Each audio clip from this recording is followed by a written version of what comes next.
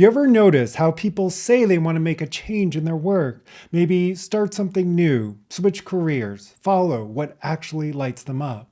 But somehow they always end up back where they started. They tell themselves it just wasn't the right time, or maybe it was meant to do this after all. But deep down, they know it's not their calling anymore. Let's talk about what's really happening underneath that pattern. Today, we're unpacking a dynamic that keeps a lot of capable people stuck in work that no longer feels aligned. You know, the kind of job where you're good at what you do, people value you for it, and it even pays the bills, but something inside you knows it's not it anymore. And yet, no matter how many times you try to shift, you keep returning to it. That's what we're exploring today. The human system is wired for familiarity. It doesn't care if the familiar feels fulfilling. It just cares that it feels safe. So when you've spent years in a particular role, environment, or identity, your body starts to associate that with stability, even if it's draining you. That's why someone can be deeply unhappy in their career, but still find themselves saying, at least I know how to do this.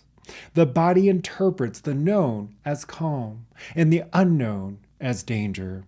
So when you start moving toward something new, the mind kicks in with all kinds of justifications.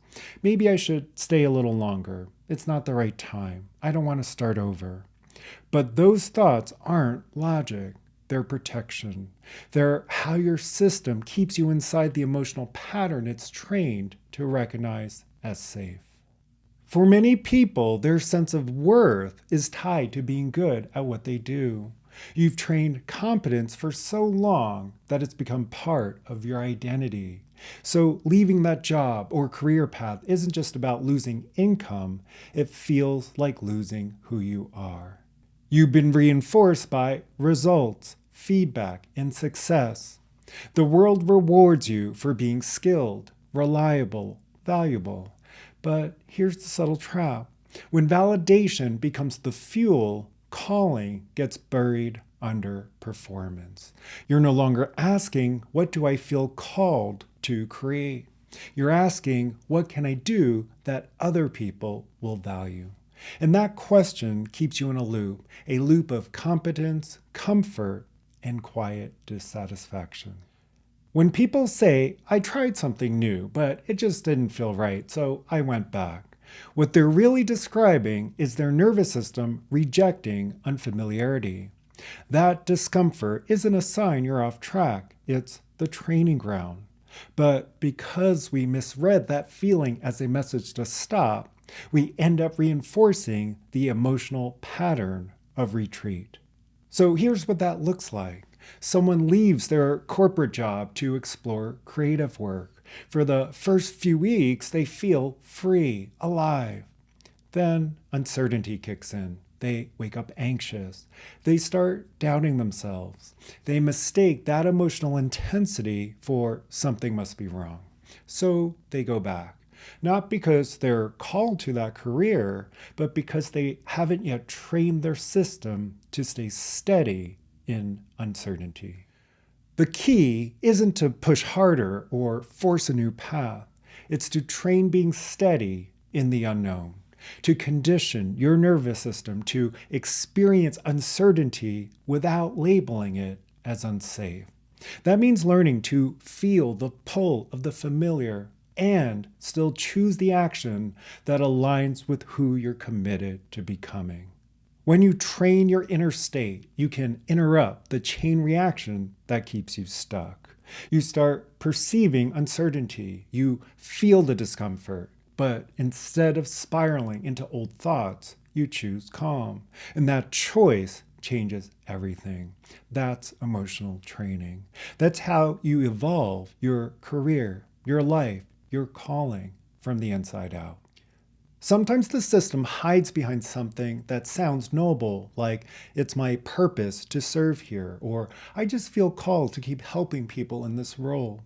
But underneath, if you really listen, you can often feel the emotion driving that choice. If it's peace, clarity, or inspiration, that's alignment.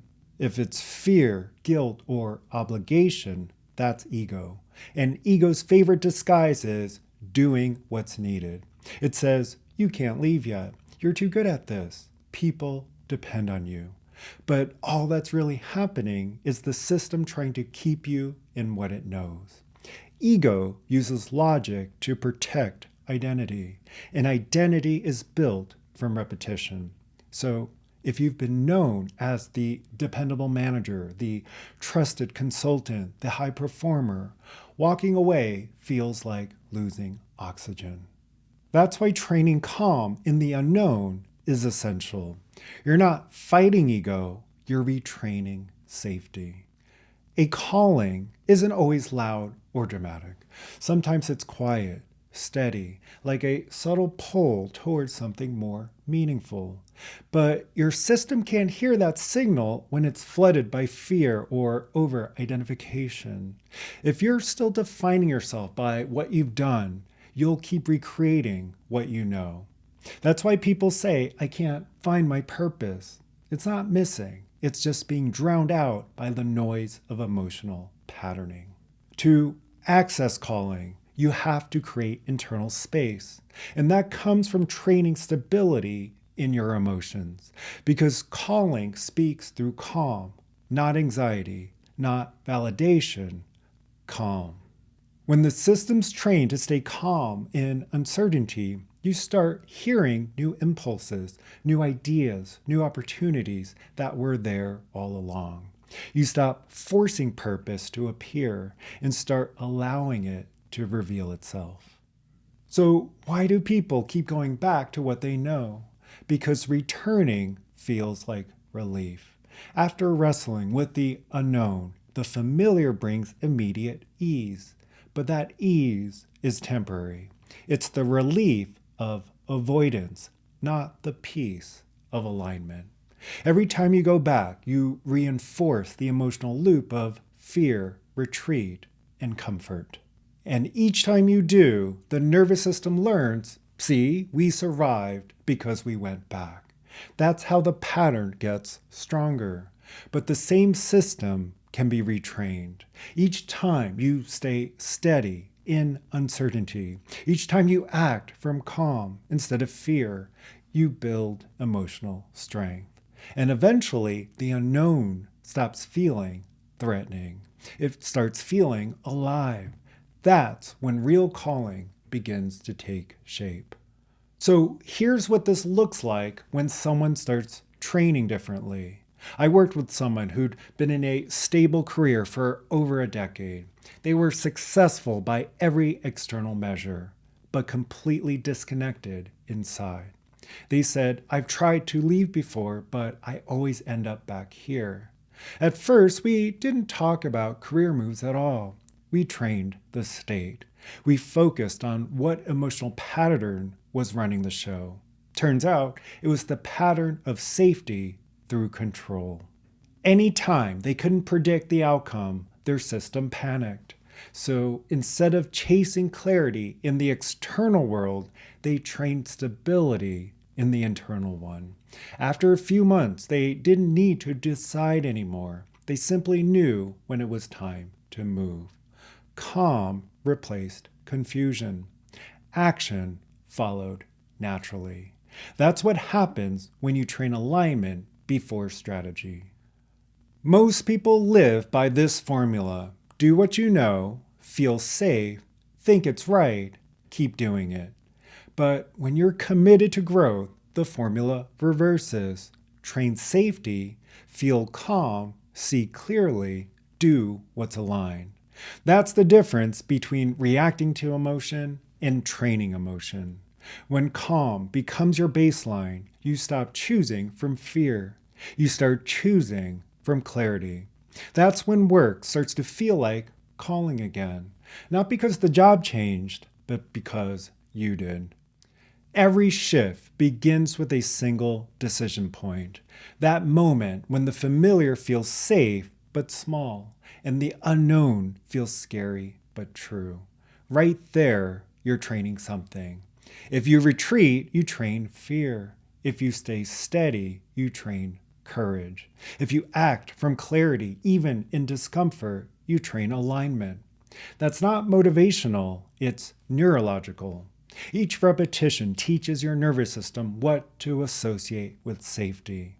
Over time, calm in uncertainty becomes your new normal, and that's the moment life starts to expand. What emotional state are you practicing over and over without even realizing it? Is it calm and curiosity? Or is it fear and retreat? Because whatever you repeat, you're training, and what you train becomes who you are. If you're ready to stop managing symptoms and start training a steady, resilient inner state, I've built a system for that. It integrates emotion, thought, and the nervous system. So you don't just understand your patterns, you actually shift them. The link's below. You can also find more on Instagram at Mike Wang Coaching. And if you want a deeper dive each week, join the newsletter below. Thanks for watching. Stay steady in the unknown. That's where calling lives. I'll see you in the next video.